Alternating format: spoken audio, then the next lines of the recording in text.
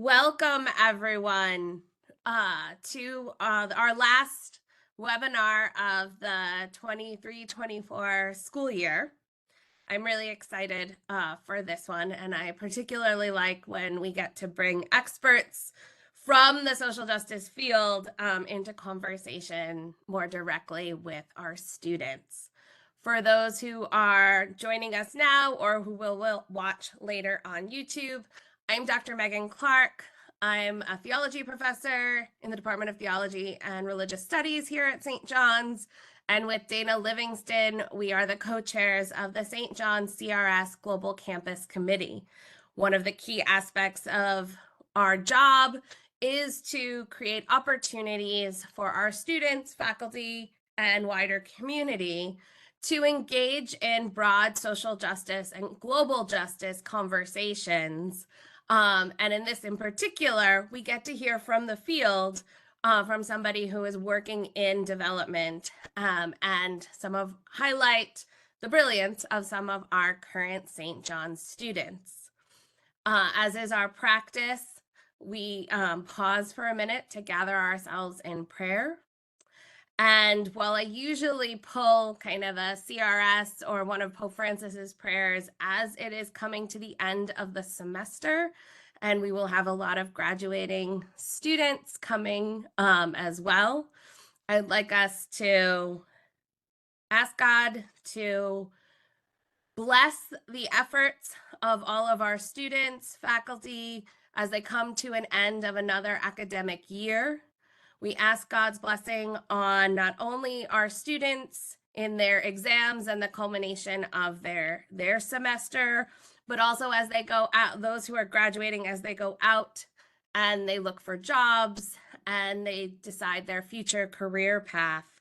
May they grow and go out into the world committed to the Vincentian mission of global justice and the common good. Amen. I am excited today that we have Dr. Fredrick Wamalwa, who is a friend of mine from when I was in Kenya, who's Chief Program Economist at the Africa Development Bank. He's a Kenyan citizen, a human development economist with interests in poverty, health, education, and skills development. He joined the bank in May 2020, initially working in Abidjan, while managing portfolio and analytic work across the region. In August 2022, he moved to the Public Health, Nutrition, and Social Division in the Southern Africa region, where he initiated analytical and operational work, mainly in Eswatini and Namibia. He has been quite instrumental in the strategic positioning of human capital, especially skills development issues, in the country's strategy papers. Before joining the bank, Fredrick worked at the World Bank as an economist, initially in the Poverty Reduction and Economic Management Unit, where he led policy work on the distributional impact of public spending in Kenya, Seychelles, and Eritrea. He then moved to the Human Development Unit as a core member of the Service Delivery Indicators Initiative, a regional joint initiative of the World Bank, the African Development Bank, and the African Economic Research Consortium, aimed at tracking the performance and quality of service delivery in education and health facilities across Africa. Specifically, helped to deliver the SDI policy work in education and health in Kenya. His last posting at the World Bank was in the Education Global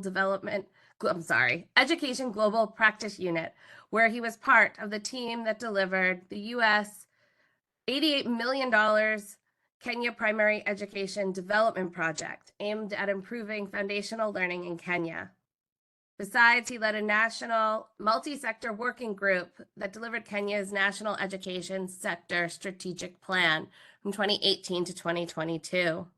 He began his career as a young professional at the Kenya Institute of Public Policy Analysis, a public research and policy think tank based in Nairobi. He worked mainly on a project funded by the Global Development Network, aimed at supporting education sector reforms in Kenya, especially in the technical and vocational education and training subsector. He holds a PhD in economics from the University of Cape Town, and is a contributing research member at the African Economic Research Consortium. And so you can see, while I'm quite excited that our final From the Field expert conversation is with Fred today. And so I welcome you to share with us what your work and how you got there. Thanks, Megan. That was too much. I was just hyped. My friends on the Zoom, like, who is this guy? No, I mean, thanks so much for that. Cool. So just like Megan said, I mean, he's a friend of mine for quite some years now. Has mentioned, I'm Kenyan, based at the African Development Bank here in Abidjan. I'm no longer actually Megan in South Africa. I'm now back in Abidjan. Yeah, where, like you said, I support, the strategic position of the bank. Yeah, in terms of its commitment to our regional member countries, and I'll say maybe something about the African Development Bank. I just wanted to share a story of my life as a young African, a young Kenyan, and I wanted to say that I went to elementary or primary and secondary school. I did my primary and secondary school education from the mid 80s to almost the late 90s. And it was actually the time when Africa and most of the developing world were going through what we call the structure adjustment programs.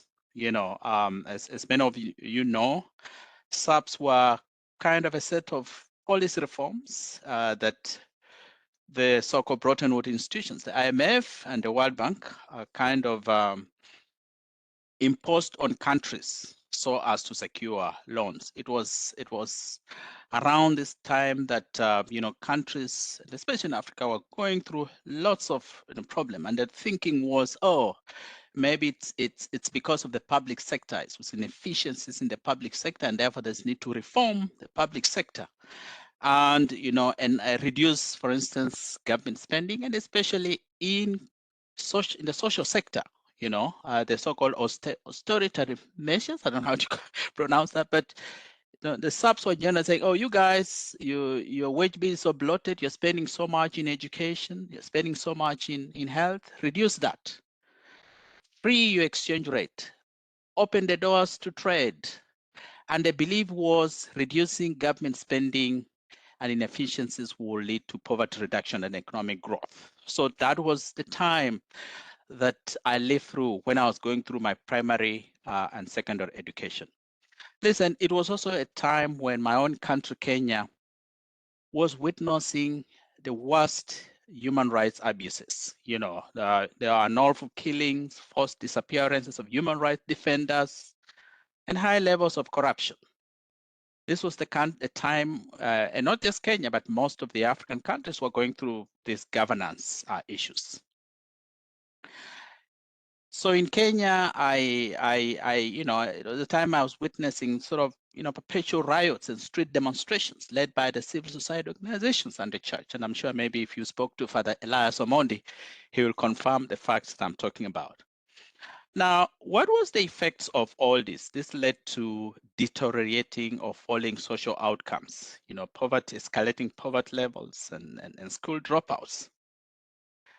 I want to step back and say that one of the effects of the structural adjustment program actually was the abolishment of school fees, user fee. So what most of the African countries were told is that you guys, you are running this thing called a free primary education. No, you're spending too much. We don't want you to do that. We want parents to also contribute to that. So when this removal of user fee happened, something happened in my life that I just never witnessed. Many of my colleagues dropped out of school. Millions of them. I can count one by one during that time.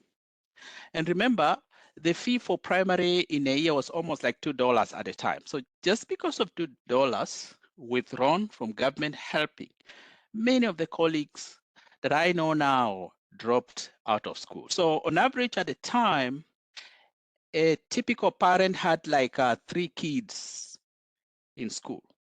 So that means that in a year, that parent needed to raise like $6 or thereabout for fees, plus other instructional inputs, uniform and all this.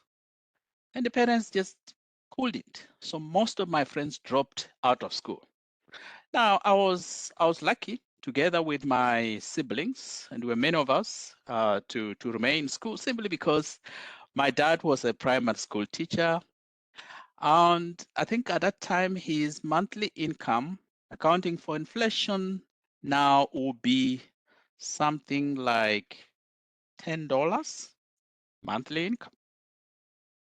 So because he appreciated the value of education, he put most of us through school. So I was among the few lucky, people at the time to have finished school. But listen, I never at any point, even for a second, realized there was a problem. I never had this self-introspection to say, oh, last week James was besides me and there was Agnes on this side, and now they are not in school. Life just went on. Neither did my colleagues who are dropping school ever realize there was something wrong. In the morning you could be told, no, you're not going to school because I can't afford uniform.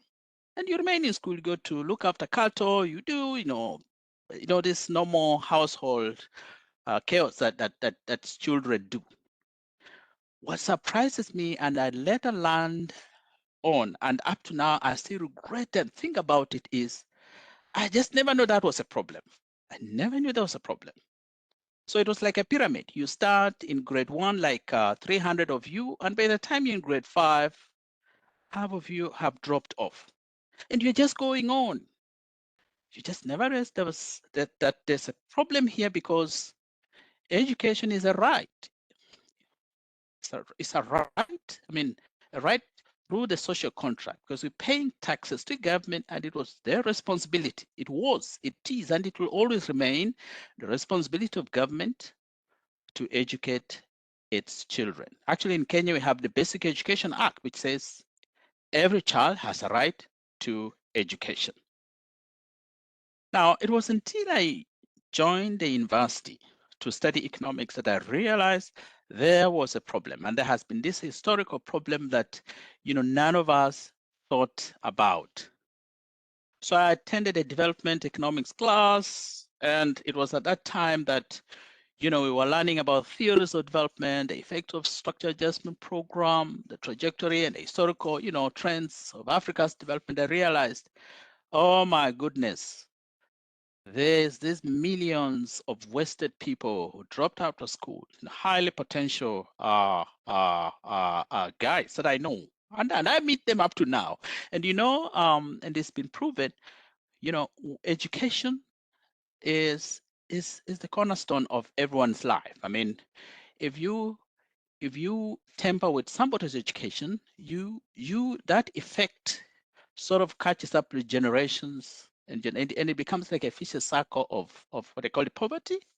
So that is the infringement that was inflicted to many of my neighbors, many of my colleagues, that I only came to discover later on in life. At the university, I joined. So in a nutshell, it is economics that opened up my eyes that there's a lot of social injustices happening around us that we just never know, and we have a role to contribute to sort of bringing to the world to be a just place for all of us. So when I joined the university, I followed some colleague to a meeting of a student movement called Pax Romana that Megan knows very well. So Pax Romana is an action group.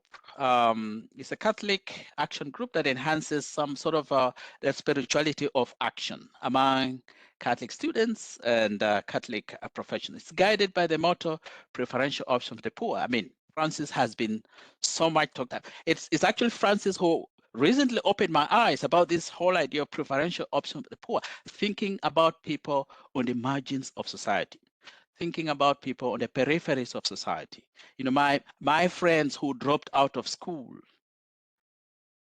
It is when I joined Pax Romana and recently reading Pope Francis, I thought, oh, these are the people on the peripheries that Francis is talking about, that the gospel also speaks about.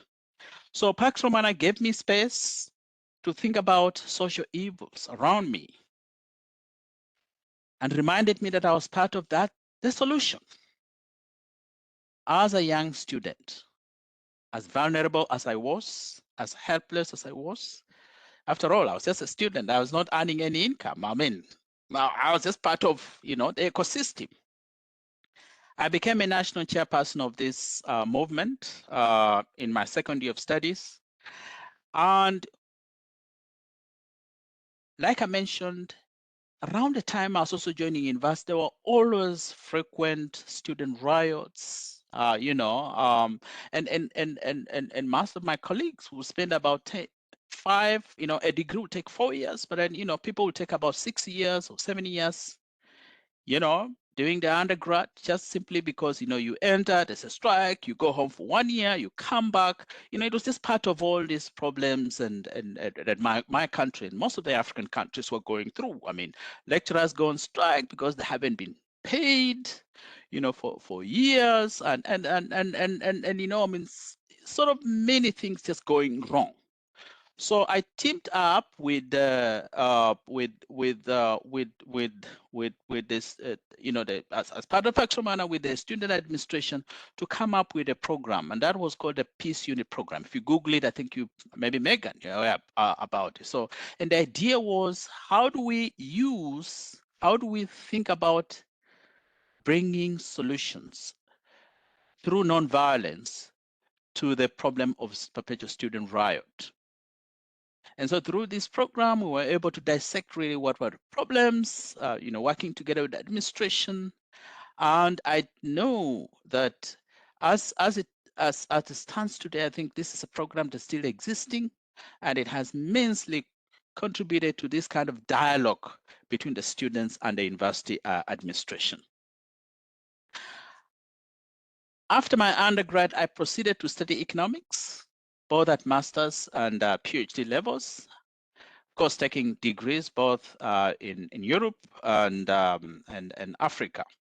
And because of the memories of my childhood and just having these colleagues and neighbors falling off the schooling system, I said, no, I'm going to specialize in the economics of education and be part and parcel of the solutions to children being able to access, not just access, but access quality education in Africa.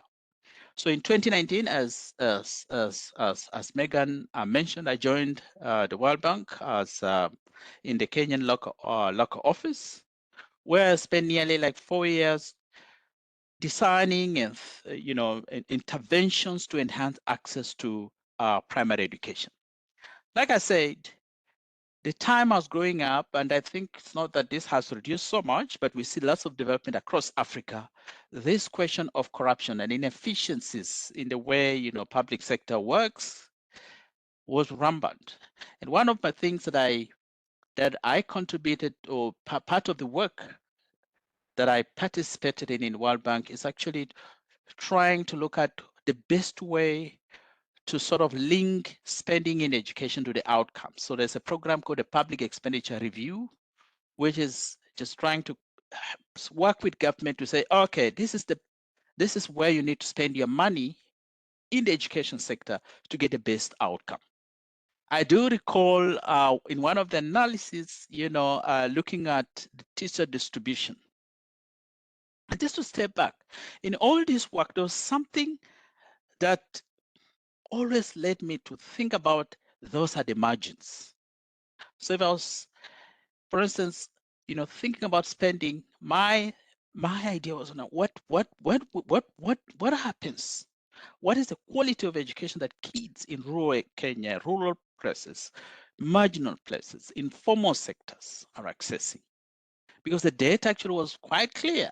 Even when we were growing up, those who fell off, if you look at the data that I came to analyze later on, those who are falling off were kids from the low income households, kids from low socioeconomic status. And so part of my work at the World Bank then was looking at how do we ensure that we're effectively and efficiently spending resources that benefit especially kids at the margins of society. Our work, for instance, in the public expenditure, I do remember doing some work around distribution of teachers. And one of the findings was, most of the teachers are attracted to high income areas. So I do remember working very closely with government to kind of incentivize teachers to be able to distribute it to areas that were otherwise on the peripheries. For me, that was my goal. How do we get kids, especially those on the margins of society, access education? Some other work that we did was, service delivery, like Megan mentioned. The idea behind service delivery is to ensure that, again, the spending that governments are investing are linked to outcomes. And one of the components was investigating this whole idea of teacher absenteeism.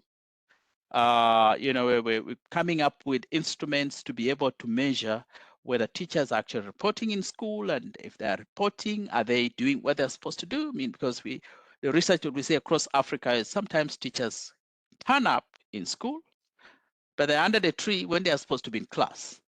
I do recall coming up with groundbreaking work that has now informed actually teacher policies in Kenya. And you can talk about this. So in 2020, I joined the African Development Bank, again as an economist.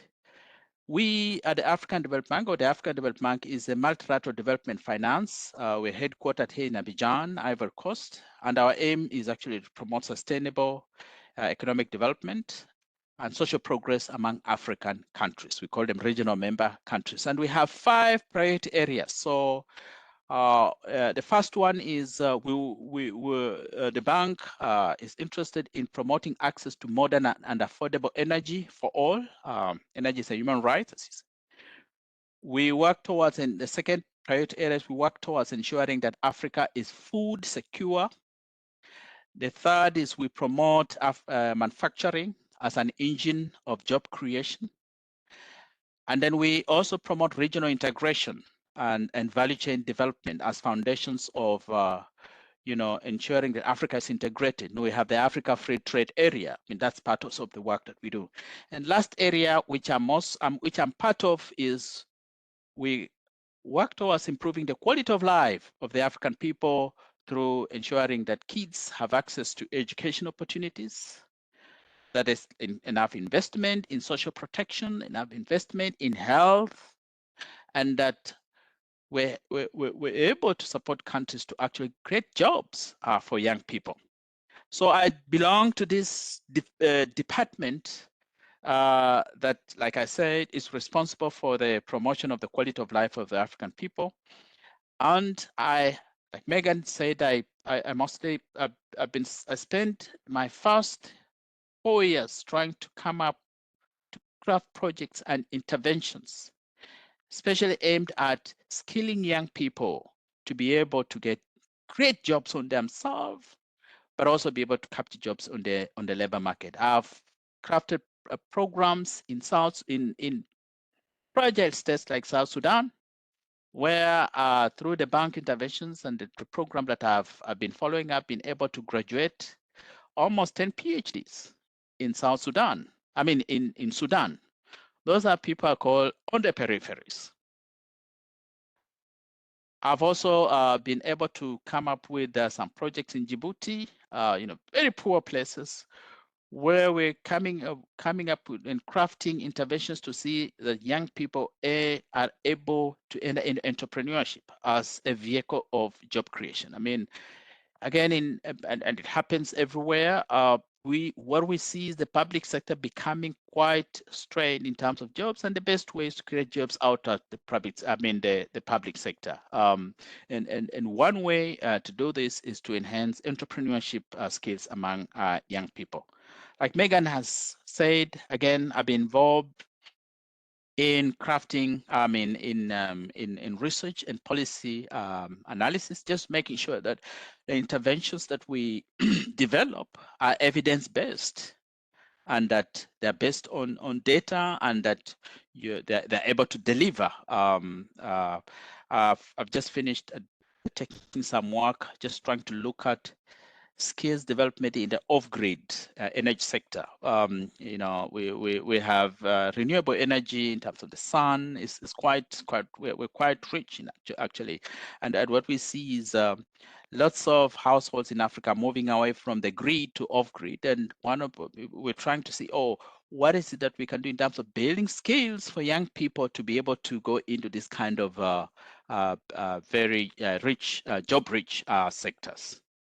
I've also been involved in mobilizing and borrowing money from different stakeholders to be able to do some of this work that we're doing.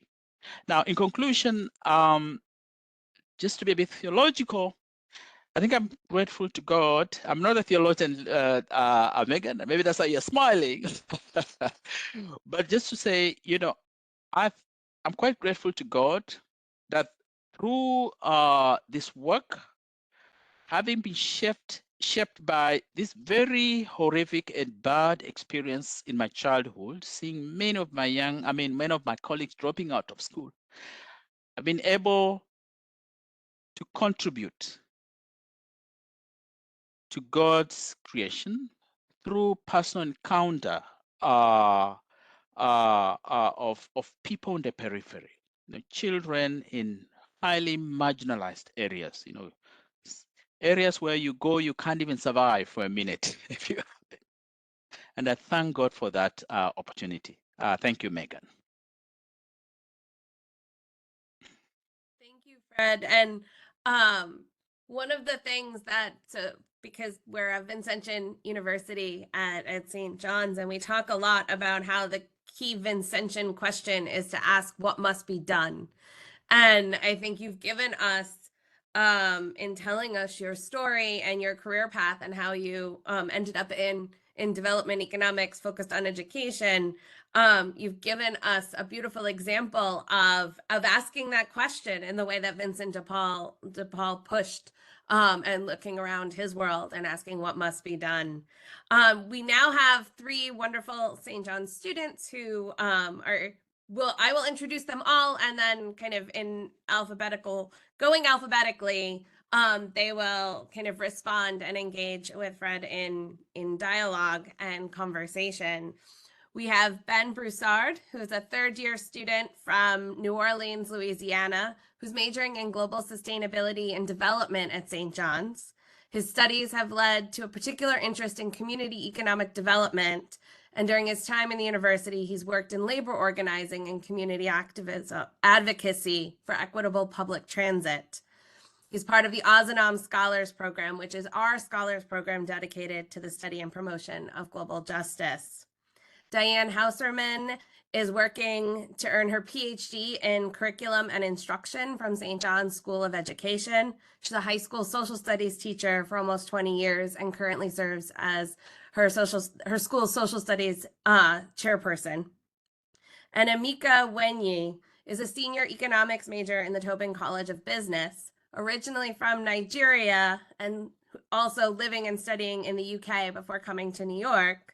Amika is also an entrepreneur working on an app to connect recent graduates to jobs in specialized labor within the gig economy. And as Fred was telling his story, I was thinking, yeah, no, my colleagues recommended three perfect students without even knowing it.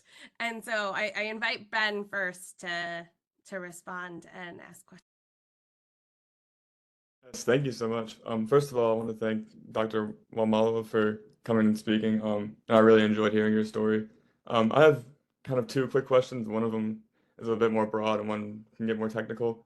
But first off, I was really kind of struck by your story about, seeing your colleagues and your friends slowly leaving school, and it's kind of how you described it, a stripping of rights. And I can tell that your work and development now is really kind of driven by your faith, but almost equally just by compassion for your neighbor and just sort of seeing like how people who live in oppression are going through every day. But I can totally understand that your work, both at the World Bank and African Development Bank, as an economist, sort of has to take a very objective view and kind of go through a lot of layers of bureaucracy. So I was just wondering, in your position, your career, how do you balance having such a strong passion for development and the well-being of others while also kind of keeping an objective view when implementing programs and evaluating um, these projects across countries?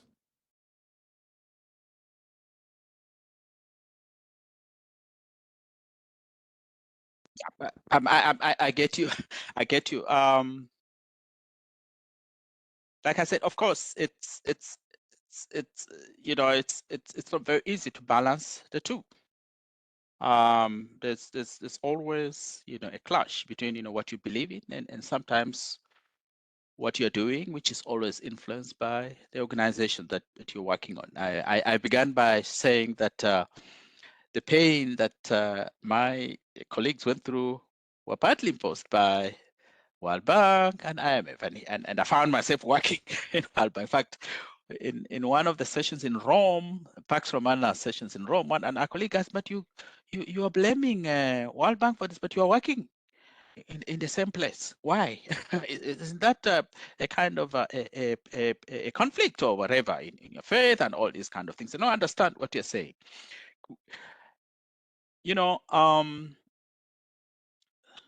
One of the things I believe in is, yes, sometimes you could be in a space that has its own, challenges. But as long as you're driven by your own personal, your own beliefs, your own ethos, I think that for me is what's most important.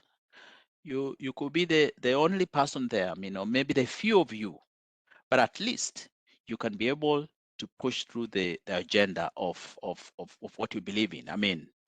I do know that all that we do, for instance, all that we're doing in World Bank and now at African Development Bank, most of what we do is also work that is influenced by evidence. Actually, one of the principles behind these two organizations that I know is, when you intervene based on evidence. And these two organizations are also going through. They have also going through phases. They're also learning, and I do know that they're also learning. And indeed, even the senior management between these two organizations sometimes say, "Oh, we were wrong, and maybe this is what we need to do." Right now, everybody is talking about inclusive growth. Everybody is talking about green growth. And it is this, and that is where, Pope Francis has this, what is it called again, Megan? The encyclical is on environment, Laudato Si, is it? Laudato Si. Laudato Si, yes. Same principles that we're doing here at the African Development, spending lots of resources to ensure that our economies are green, our economies embrace green growth, is in line to Laudato Si. So at some point, I think there's always a convergence between what these two organizations are doing and actually what the gospel is preaching. I see that convergence, and I think me as Fredrick, I think I want to take advantage of that space to be able to, even espouse more, to be able to do more. Skilling, for instance, like I've told you, there's a lot of, most of what we do here at the African Development Bank, in every operation that you take to the board, you must ensure that some certain percent of the resources are geared towards strengthening skills and creating jobs for the youth. That for me is in line to the gospel. And I want to ride on those positivities or what aspects that are in line with my faith, and dwell on that actually more than dwelling on the what will otherwise be negative. Even the church, by the way, it has also its own issues. Megan knows this. So there's really no space that you work that is always straightforward, that's inclined to your faith, that is very objective. The best you can do is to take the positive aspects of what you're seeing to take your work forward. Thank you. Thank you very much. That was great answer. I definitely understand the connection to the gospel in your work. So that's a great kind of insight to it.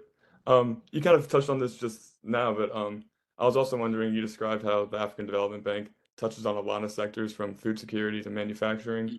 One thing we talk about in our global development courses is how there's a holistic element to development, whereas development and education will help health outcomes, which will help industry, and vice versa, creating a cycle. I just kind of want to see if you could speak to that. And in your work, do you ever find yourself sort of advocating for economic development or fair institutions in order to bolster education, or are you kind of showing education as a way to reach economic development also?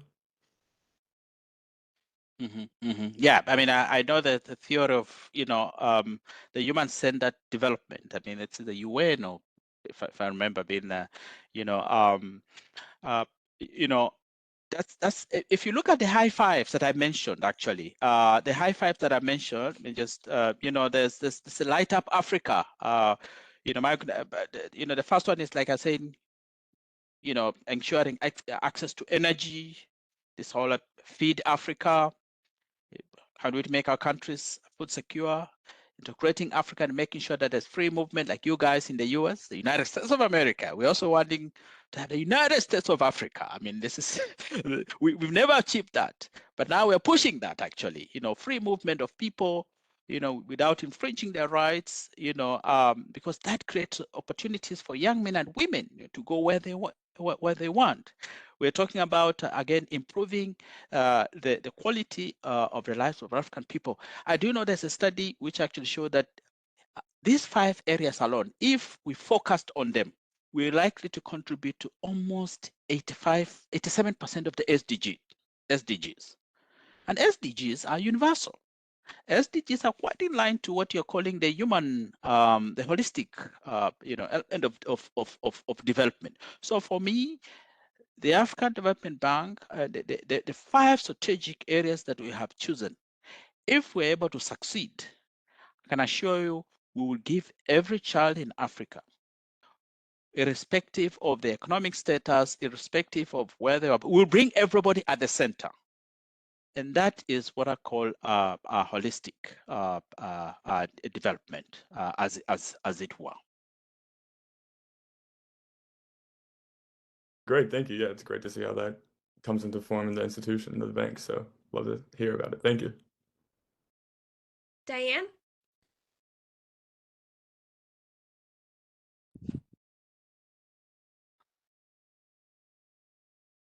We cannot hear you. Anna, we can't hear you.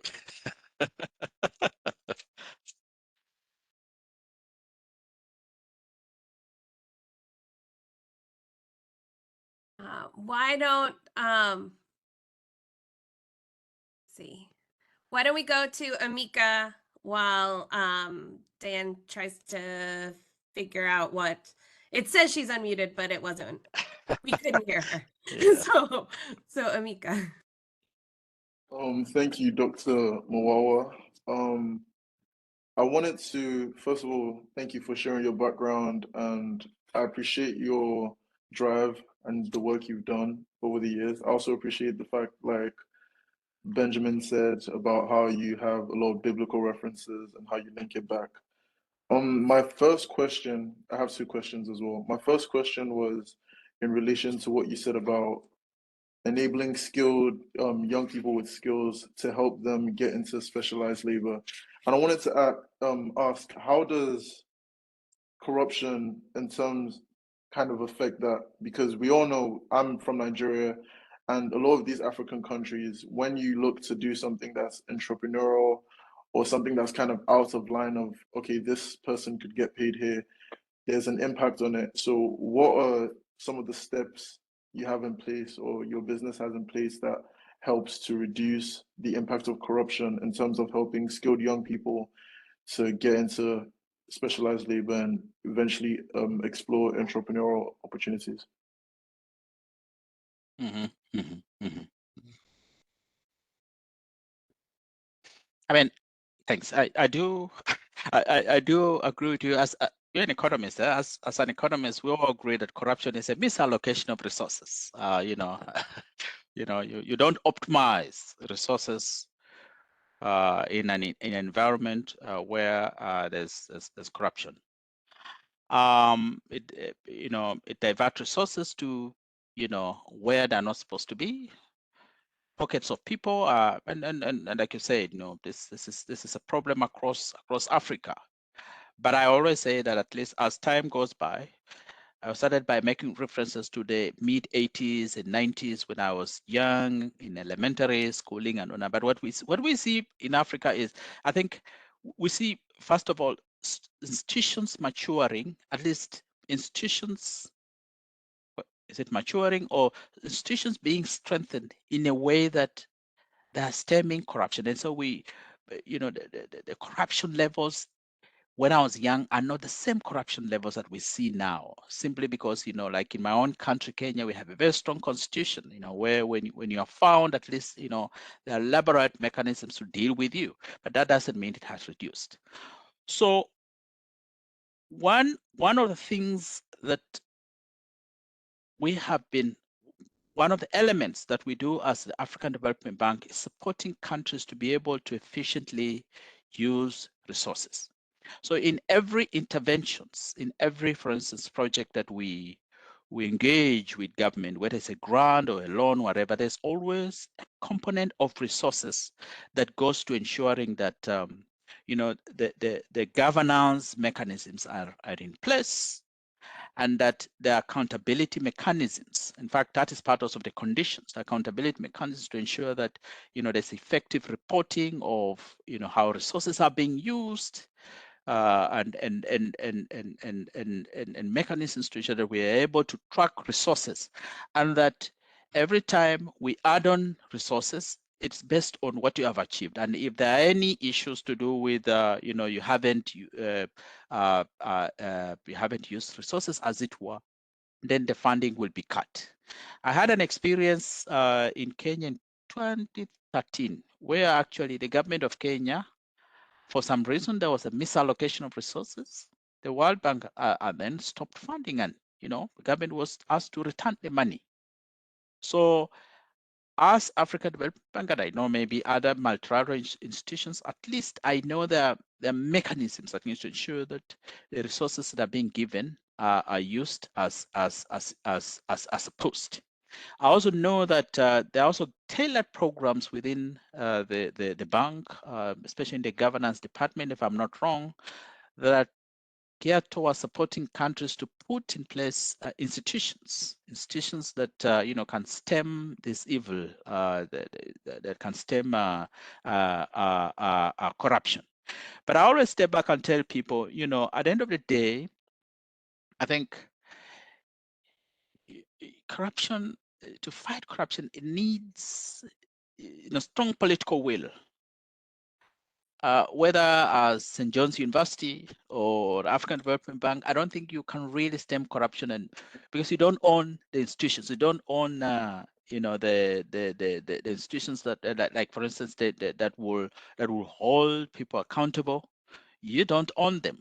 So I think it's internal political will, and we see these governments across Africa that some governments have taken a bold step to actually fight corruption, and they have succeeded.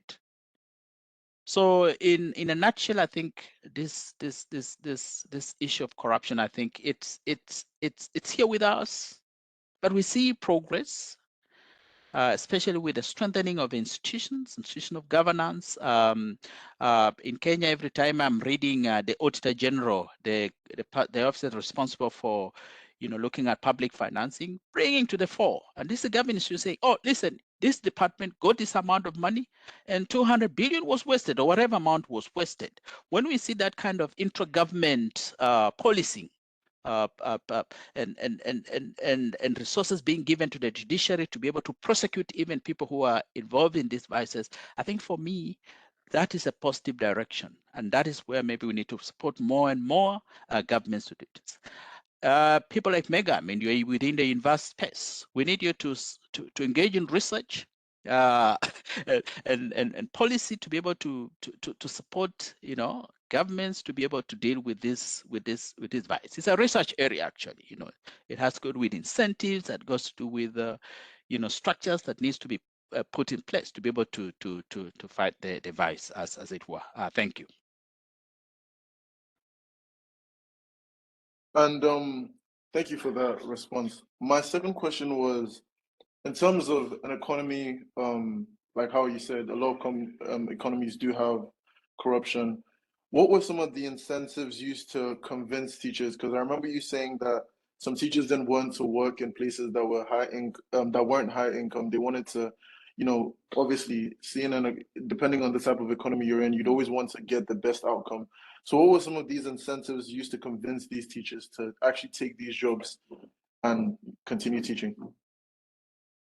Yeah, so I mean, it's a very passionate area for me. First of all, the learning of a child, a large variation of what a child becomes is what they acquire from home when they come to school, but also what they acquire from teachers. So really, teachers are very, very, very, very important. Is it Dan that was introduced to be working in this area? She'll confirm that. Yeah. So really, I mean, there must be incentives created to ensure that teachers are incentivized, to move from high potential areas to low potential areas. And one of the so that there are sort of external and internal factors. So external factors, we come from countries where some sections, you come from Nigeria. We know that some regions security is a big issue. It's a big problem.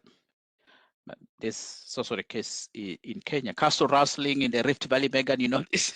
Then there's a northern part of Kenya, which is quite extremely insecure. So really, even from a human rights point of view, no teacher would like to go there. The incentive is for government to ensure there's security, to guarantee security and ensure that teachers can be able to go there. Some other, so the literature calls pecuniary, whatever. Diana will tell us. It include just making sure that there's housing, the amenities actually accessible to the teachers when they go to those areas. Enough housing maybe within the school. I was recently involved in a project in Zambia actually. So we're testing how to incentivize teachers through housing, just making sure that when a teacher is posted to a school, they're able to, there's some sort of a house within the school where they can be on call, or, anytime. But also, a kind of salary, some salary top up for being in an environment that is hostile. It could be actually housing allowance or medical allowance, on top of your salary. Literature throughout the world, it's not just in Kenya. These are some of the incentives that are actually used to attract teachers to low potential areas. And Diana might tell us more, because I'm sure this is also her area, as it were. Yep. Can you hear me now, or? Yay, okay, good. Thank you so much for speaking to us here. As a historian, as a researcher, as an education person, I really was inspired by what you have told us about Kenya and the way that the bank system, the economic aspect also is mixing in with the educational field. I am actually very lucky that my school, we do a lot of mission work, specifically to a private school in Kenya. And the one thing that every single year, every group of teachers that comes back from that particular school, they always mention how incredibly motivated the students are to learn. And as an educator, that's half the battle. So there is that intrinsic motivation, that want, that need to build your family up, to build yourself up, so that you can really address not only issues in Kenya, but kind of better your family as well. And one of the things that in my research I'm looking at a lot is curriculum, and how, especially right now in such a globally interconnected world, and a lot of economic organizations are actually doing the research on this, the skills that our students need in order to be successful in a globally interconnected world. And that some of the old styles of teaching, the traditional Western curriculum, doesn't always work in our society today, because especially, we can Google everything. But so my question is really, with your work on education policy and curriculum, has there been any discussion about what is actually being taught, whether it's traditional curriculum, whether it's vocational schools, or anything in between? Yeah, I mean, it's a very interesting area also. I mean, there's a movement, there's a change in terms of curriculum policy across Africa. The movement towards what we are now calling the competence-based curriculum, where we're more concerned with what the child will do when they finish schooling. We're concerned with what skills is a child getting as they move to the next class. I mean, are they acquiring the skills they're supposed to be acquiring? And that I see changes in terms of how kids are assessed. Now we're no longer talking about exam based. For information, I went through our generation again. One of the injustices I should have mentioned is, imagine you do 8 years of primary and you are tested for what you have learned, which determines your life in a 2-hour exam. Imagine you're so smart and it happens that evening you went home and in a bush and you're bitten by a snake, or you had a crack or something, or you had a headache during the exams. That determines your life. So there's a rethinking around this idea. How do we assess children? Do we assess them summatively, or assess them progressively? And that some countries have even thrown away this whole idea of exams, these 2-hour exams being used to kind of progress students. Exams were, during our time, were also used to sort us. So, like, for instance, if you didn't succeed so much, if you were a top student, you go to what they call national schools. Megan, there's this Alliance School, Starry Boys, maybe Megan, I mean, some of these schools, top schools. What does that mean is those kids from high income houses, households that I said, went there. And then some of us, for some reason, you didn't have access to some of these instructional materials, laboratories that will help you to pass. You're just barely surviving. You end up not doing very well in the exam. You're sorted to what then were called district and local schools. So you're a day school. That is what we went. That was the curriculum, actually. Some of us went through. Now I see most countries saying, no, we have to think about how we assess our kids. We have to think about how we we have to be more concerned what kids are acquiring every time they step to next classes until and also I see like in Kenya, we no longer have now this using exams to sort people. So it's part of this competence-based curriculum. But here's the problem, Diana. You see, to implement a competence-based curriculum, and you guys know better than maybe I do, it's a function of so many things. First of all, the instructional materials. I mean, do we have the infrastructure in place to be able to implement some of these things we are saying?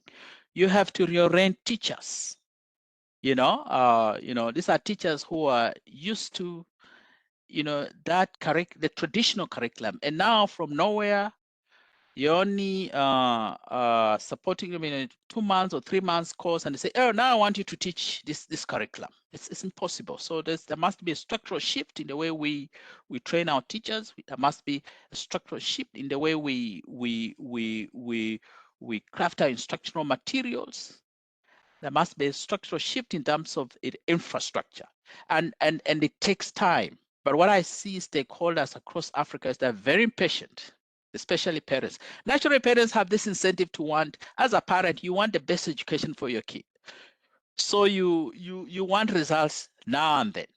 So really, I mean, to answer your question, yes, there's a movement towards competence-based, but we have to address the initial conditions, the preliminaries, and the key sector that needs really reforms for me is the teacher education. I mean, the teachers, because like I said, the teachers you grade down is the key person when the child leaves a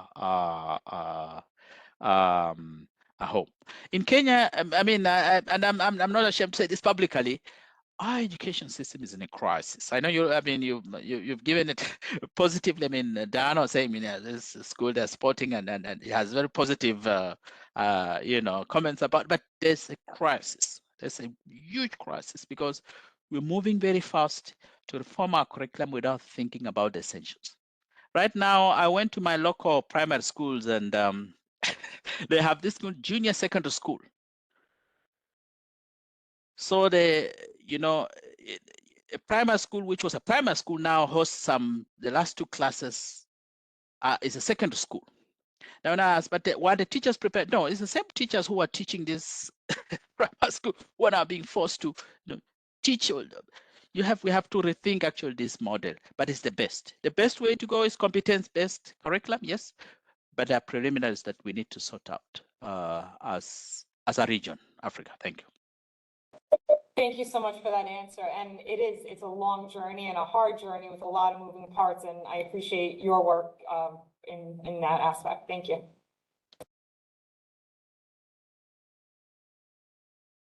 We have time for one more question if anyone has one more question.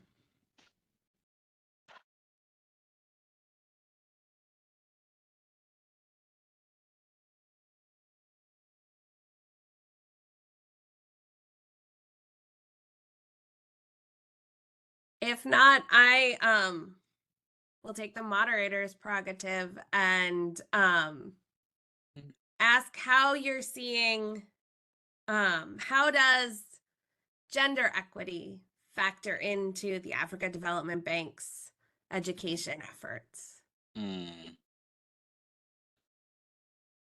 So we do have a whole gender department, and that there's something called a gender marker.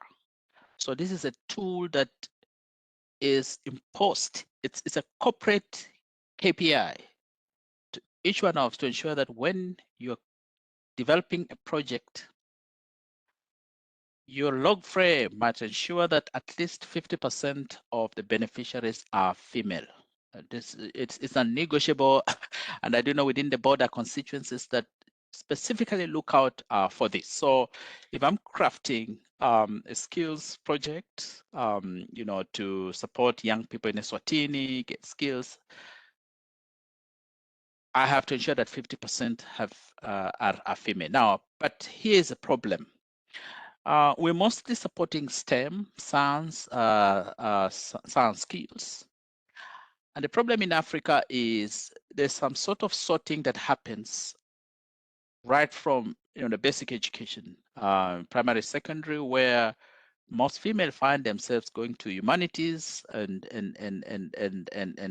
being scared of STEM sciences. I mean, and there's whole literature why all this happens, stereotypes, new lack of role models, and all these kind of contributing factors.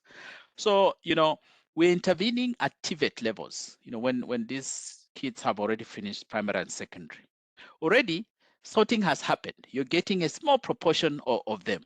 So actually getting some of these targets that sometimes are put on us is always difficult, naturally difficult, I should say. So I think, well, I mean, there's that policy, but I think for me, a step back and say, what we need to do is to start socializing girls to be able to take up, some of these very, what I call, attractive careers. I mean, the research is so clear. And especially as we move to a world where young people have to think about creating their own jobs.